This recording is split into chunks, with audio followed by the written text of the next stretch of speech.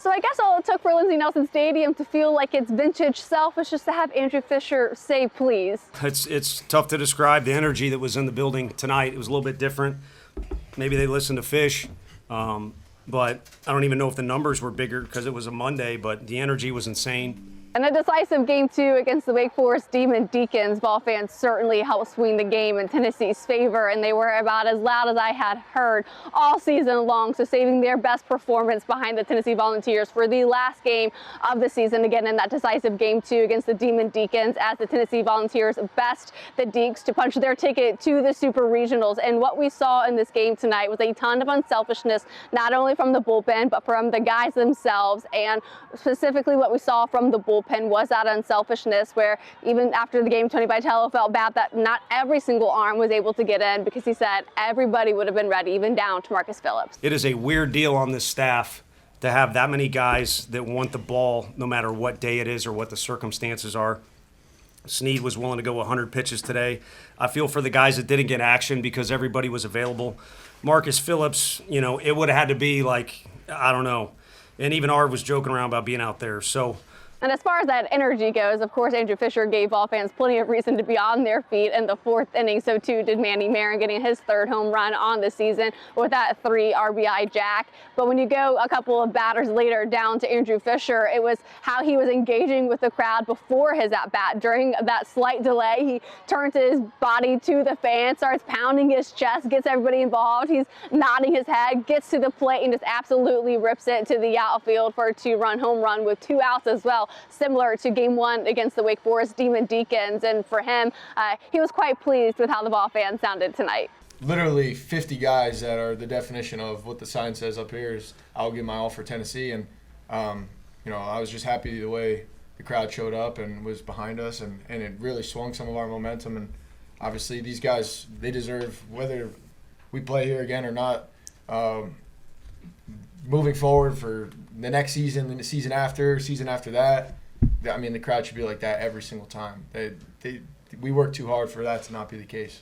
It only took 5 pitches for Liam Doyle to get his first strikeout of the game, and he was absolutely amped up after that one. You go to the next inning as well, and after he gets that final out to close the frame, he's drawn, he's talking his stuff on his way back to the dugout, and you see Tony Vitello bolting out of the dugout, maybe kind of just like as a buffer, as like an usher, just to make sure everything stays calm because of how crazy Liam Doyle can get. And that's certainly the kind of energy that they want on this team and you need when you look for those postseason runs. But after the game, it kind of turned into a bit more of a serious tone, talking, the both of them, about how blessed they are to be able to play for and with each other.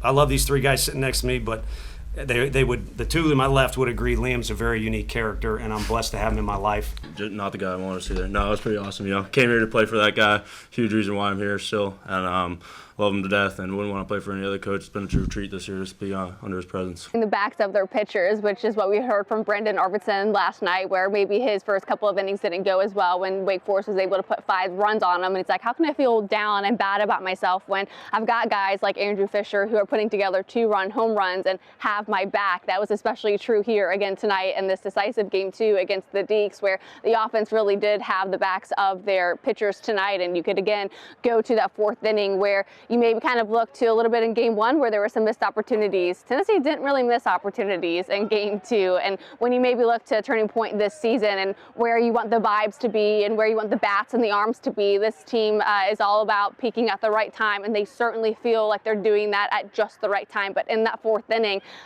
sometimes those walks can be deadly, and Hunter Ensley and Dean Curley were able to get in after they were walked. It's a wild pitch for both of them that ends up allowing them to advance, and then it's Curley stealing home on that wild pitch, and then you get all the way down to Manny Marin, the freshman himself, as the team calls, just still a puppy, a young pup on the team, doesn't talk very much, and it was a moment that he had with Andrew Fisher, who again we continue to talk about on this channel, really kind of helped him lean into that moment. Sometimes these moments for these young guys can be a little too bright, and maybe Andrew Fisher's like, I don't always want to get in his head, but it was in that moment that maybe Manny Marin needed it before he had his 3-run home run to kind of just bust this game wide open. It was good. It's where I wanted to be, the moment. That's why you come here to Tennessee. And I looked on deck, I looked in the corner of my eye, and Fisher was there just like this, and I knew after his energy was given, it was going to be good. And then a couple of batters later, it's Andrew Fisher doing what he does best, his 24th home run on the season, a 2-run home run with 2 outs, which this Tennessee program does so well as the 2-out home run kings that we saw from a couple of seasons ago. But him being able to get his 24th and just how he looked rounding those bases was certainly the energy that you want from this team. And when you go back to earlier in the Knoxville Regional, when Tony Vitello talked about maybe the vibes of this team not being where you want it to be, I don't think the vibes can get much better than what they were here in this decisive Game 2 where your backs are against the wall, season's on the line, and this is how they end up showing up and kind of showing out for Tennessee. He just kind of had a little bit of a different presence about him in the on-deck circle, and when he looked at me, he just kind of nodded, and I was like, let's go, let's do this, and then he just got it done, and I lost my mind. I think from that moment, when he hit the ball, to like, I think Deloy's first out recorded, I just blacked out. Don't remember any of it. So, yeah, just super happy for him.